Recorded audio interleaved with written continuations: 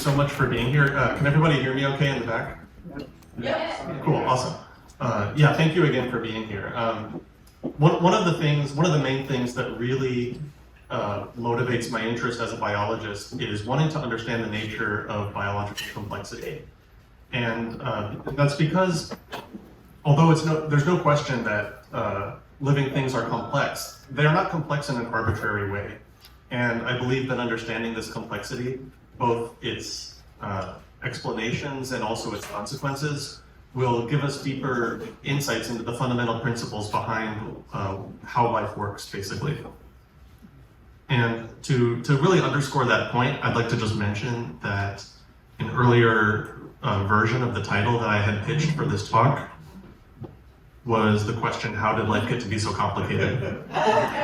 And to kind of illustrate that point, I'd like to start by showing you an image that might be familiar to some of you if you've taken a biology course yourself, or if you pestered your parents to get you a microscope.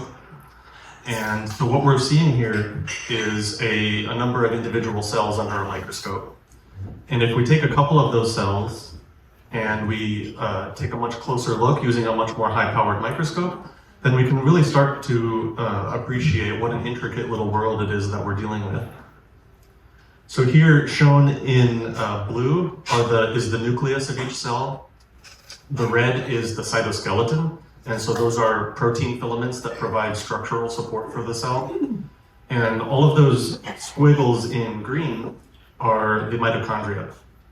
And if we take one of those mitochondria, and again, we take an even closer look using an even more powerful microscope, in this case, an electron microscope, then we unlock an even additional layer of interesting structure. And the structure of the mitochondria is defined by this smooth outer membrane and an inner membrane that has an even larger surface area than the outer membrane. And in order to accommodate that larger surface area, the inner membrane of the mitochondria adopts these characteristic wrinkles or folds that kind of meander back and forth. And if we take a small part of the inner mitochondrial membrane and we take an even closer look, getting down to basically the atomic level at this point, then we see that embedded in the inner mitochondrial membrane is this network of enzymes that are these are proteins that are embedded in the inner mitochondrial membrane. And as you may have heard, the mitochondria is the powerhouse of the cell, right? But what does that mean? What that basically means is that the mitochondria are taking the breakdown products of the food that we eat. So the fats and the sugars in our diet, when those get broken down and converted into energy, it's the proteins in the mitochondria that are basically doing that energy conversion. And so that's what we're watching in this video right here.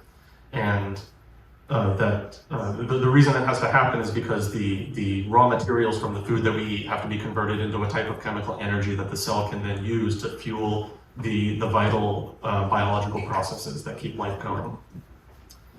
So if we consider all of this together, we might be tempted to ask, or at least I am tempted to ask the question, how did this complexity arise? And it's a question that really is forms one of the major research interests of my life and my work as a biologist.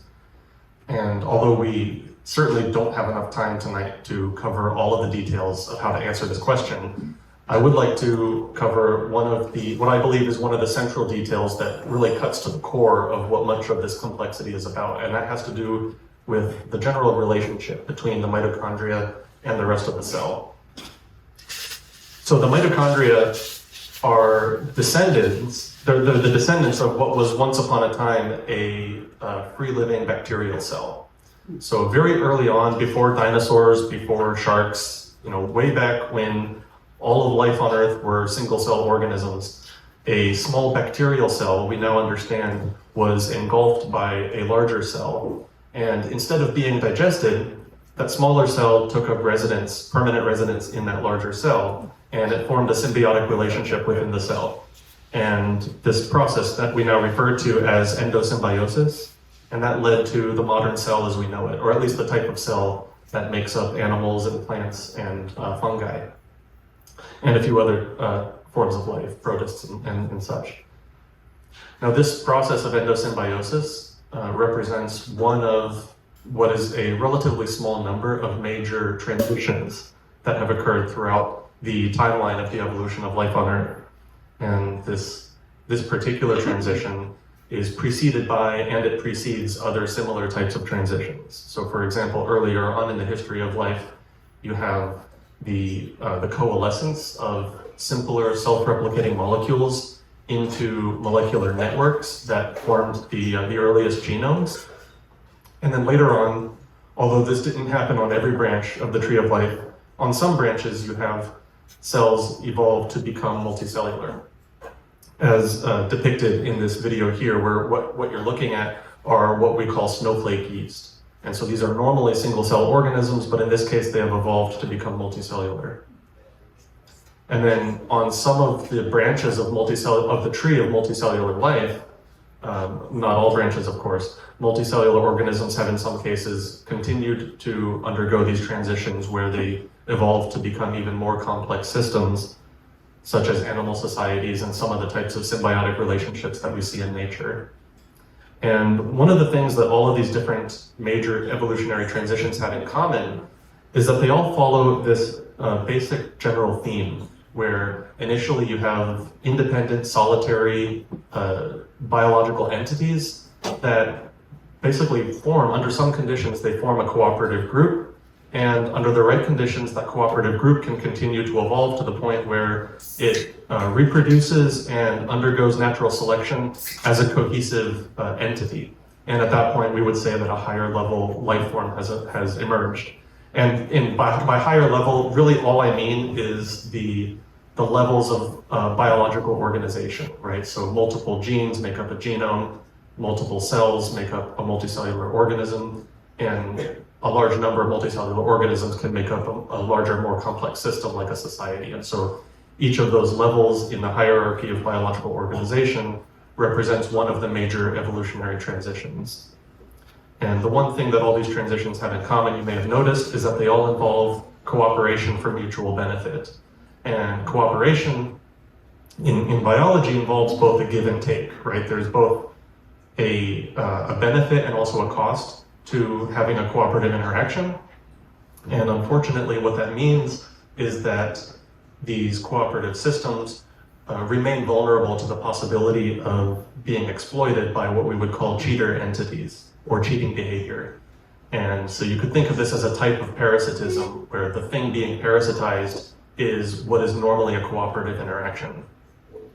And just as each of these levels of scale, from the molecular to the societal, involve cooperation for mutual benefit, cheating can also show up at each of these levels of scale. And so I'd like to illustrate some examples, starting with the largest scale of, in the example of animal societies, social animals. I'd like to start with actually one of my favorite social animals, which is shown in this picture. And it is not the giraffes, actually, although I do really like giraffes. In this particular case, these giraffes happen to be passing right by, to their left, a type of tree that we call a whistling thorn acacia. And if you take a really close look at a whistling thorn acacia, I wouldn't touch it because you might get stung, but if you take a really close look at a whistling thorn acacia, you might find what are called acacia ants living on that tree. And these ants form a very complex society, and they live in symbiotic relationship with a host tree. And the way that symbiotic relationship works is that the tree provides benefits to the ants in the form of nutrients, and then the ants provide benefit to the tree by defending it against herbivores with the use of a very painful sting. However, because I'm here trying to tell you about examples of cheating, because this is a cooperative relationship, there have been examples observed by biologists working in the field of ants that can exploit that cooperative relationship, where they will live on a host tree and exploit those resources, but in some cases, they don't provide any defense of the host tree. Moving on, I'd like to talk about another one of my favorite social animals, which is the Quaker parrot. And this is a species of parrot that lives in colonies. And it's the only parrot species that we know of that build these large communal nests, where a single, very large nest can contain a large number of individual birds belonging to the Quaker parrot species.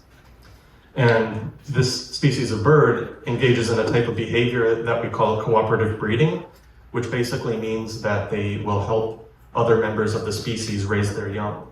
And so the sharing of resources, pro-social behaviors, such as the sharing of food, is something that extends beyond a single male and female pair. It's something that they do in a more extended sense.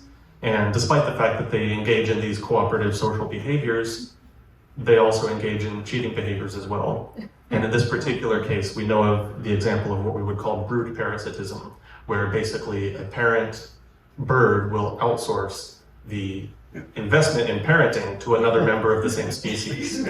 So you may have heard of the cuckoo bird, where it will basically parasitize another bird species by dropping an egg off in someone else's nest. This bird does that to their own species. And finally, the final example I'd like to talk about of social animals is the example of the reproductive worker. So when we normally think of complex insect societies like beehives and ant colonies, we normally might think of a cooperative reproductive division of labor, where you have a queen that does the direct reproducing, and then you have a caste of sterile workers that provide indirect support in the form of, gathering food, for example. However, in some cases, there have been observed instances of a reproductively active worker, which leads to another genetic lineage within the same colony, and that can lead to conflict over the allocation of resources, and hence the use of the term social parasitism, which is often used in the literature to describe this phenomenon. And these phenomena of, I guess you could say, unregulated or unchecked overproliferation is something that can occur at the cellular level through the example of the unchecked or overproliferation of individual cells within a multicellular organism, as observed in the case of cancer and the formation of tumors. And just as we see in the case of cancer, you can also get the unregulated overproliferation of individual components within a single cell, as in the case of what we would call selfish genetic elements, and in particular, selfish mitochondria. So here we see a mixed population of mitochondria inhabiting a single cell, and some of those might behave parasitically on the host cell. And so in each of these examples, we have a cooperative system that is being exploited by what we often would refer to as a cheater or a cheater entity. And so to understand the general question of how does cheating work, I think this is a very interesting question, and because cheating as a type of behavior coexists with cooperation, and this exists so ubiquitously within biological complexity, I think that answering the question, how does cheating work, provides us some really interesting fundamental insights about how life works. And for my PhD studies, I tried to address this question in the case of mitochondria, because I think it helps to address this question. I think it helps to have a case study that we can really focus on in a laboratory setting. And this cheating behavior, in the case of mitochondria, arises from the fact that mitochondria, over the course of their evolutionary history, have continued to retain their own DNA. And this is a remnant of their heritage as bacterial cells. But there's a couple of really important differences between mitochondrial DNA and the DNA of the nucleus. And one of those differences is that in contrast to the nucleus, which has 2 copies of each chromosome, right? We inherit 1 copy from mom, 1 copy from dad. The mitochondrial DNA is what we would call a high copy number genome, which means that a single cell, like the one shown here, can contain many, many individual copies of mitochondrial DNA. And what that means is that when a new genetic mutation occurs, initially that mutated copy of mitochondrial DNA coexists within the cell alongside a bunch of unmutated copies of mitochondrial DNA. And so even if that mutation has a really disastrous effect on the function of that gene, the cell might not feel those effects because it's populated by a very large number of mitochondrial DNA molecules that are functioning normally. However, another difference between mitochondrial DNA and the DNA of the nucleus is that the replication of new copies of mitochondrial DNA is what we would call semi-autonomous, meaning that it's much less tightly regulated compared to the DNA of the nucleus. And this means that the relative population size within the cell of mutated copies of mitochondrial DNA can change, and it can rise over time. And if the levels of mutated mitochondrial DNA continue to rise, then it can reach a point where it starts to wreak havoc on the mitochondrial function within that organism, and a previously negligible mutation can become pathogenic and start to cause mitochondrial disease. And so another way to frame this question of how does cheating work has to do with the question of how does the over-replication of selfish mitochondrial DNA work? And in order to really address that question, the main focus of my PhD work was basically designing experiments to try to measure this process at the bottom, basically measure the rate at which selfish mitochondrial DNA is able to multiply within individual organisms. And simultaneously, but separately to that, designing experiments to measure the effect that this proliferation has on the health and the fitness of that organism. And by having these types of experiments at our disposal, we can now start to unravel the molecular details behind how this cheating behavior is able to work, because we can take these experiments and we can repeat them under different conditions. For example, under different dietary conditions, or under conditions where we make additional manipulations to the biology of the organism, for example, by administering drugs or with the use of gene editing technology. And what we've been able to find is that the way these selfish mitochondrial DNA are able to behave selfishly has to do basically with the ability of mitochondrial mutations to take advantage of the ability of the host organism to cope with biological stress. So in other words, going back to the beginning, we have this example where mitochondrial DNA lives in symbiotic relationship with the rest of the cell. And what that looks like is that the mitochondrial DNA encodes the production of some of these proteins that are involved in energy metabolism, right? So the mitochondrial DNA provides, under normal conditions, it provides benefit to the rest of the cell in the form of contributing to that energy production. But if you have a mutation in mitochondrial DNA that compromises the function of some of those genes, well, then that copy of mitochondrial DNA, that mutation, can inflict some form of physiological stress on the health and the functionality of that cell or that organism. And one of the ways that the cell is equipped to deal with physiological stress in general is to make more mitochondria. If we ramp up energy production, then maybe we can deal with whatever sort of health problem that it is that we're dealing with. However, the question then is, what happens if the source of that physiological stress is coming from a mutation that's within the mitochondria? Well, then making more mitochondria is exactly what you don't want to do, because the mutated copy of mitochondrial DNA can take advantage of that to multiply its numbers. And as its numbers multiply, the amount of stress that it inflicts on the organism continues to increase. And this continues to elicit a positive feedback of increasing runaway replication of the mutated copies of mitochondrial DNA. And so by doing these experiments where we can actually measure this process in living organisms, we've been able to, under different conditions I should say, we've been able to unravel some of the molecular details, including identifying some of the specific genes that are involved in contributing to this problem. And this is one of the earliest steps towards understanding not only how cheating works in general, but understanding how this cheating behavior contributes to mitochondrial disease, which is one of the earliest steps toward developing strategies for the treatment of mitochondrial disease. And I hate to end on a downer note, but mitochondrial disease is a very serious problem, right? It's been estimated to affect approximately 1 out of every 4,000 individuals, which might not sound like a lot, but in a country of hundreds of millions of people, that means that there are right now, as we speak, tens of thousands of individuals out there who are suffering from a mitochondrial disease. And these are debilitating diseases and often fatal diseases for which there is currently no cure. And not only is there no cure, but these diseases can be, despite the fact that these are genetic diseases, they can be very difficult to predict. And the reason for that is because the inheritance patterns of mitochondrial DNA do not follow the same inheritance patterns as the nuclear DNA, what we would call Mendelian inheritance, named after Gregor Mendel. Those rules of inheritance only apply to the nucleus. The mitochondrial DNA replicates and multiplies in a way that is much less regulated by the cell. For that reason, it's a lot more difficult to predict and understand the development of mitochondrial disease.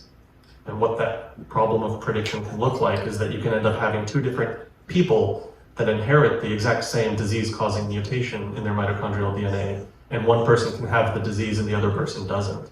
And the relevant difference between them might just come down to the fact that the mutated copy of mitochondrial DNA has proliferated to a much greater extent in one person than someone else. And we want to understand what are those reasons so that we can start to develop strategies for treatment.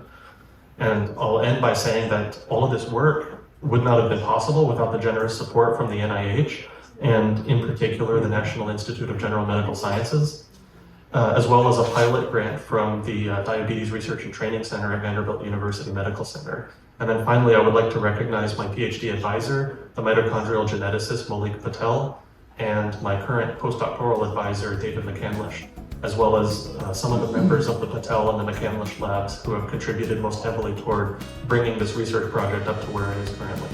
And I suppose I'll end by saying that I thank all of you for being here and for your attention, and I'd be very happy to take any questions at this time.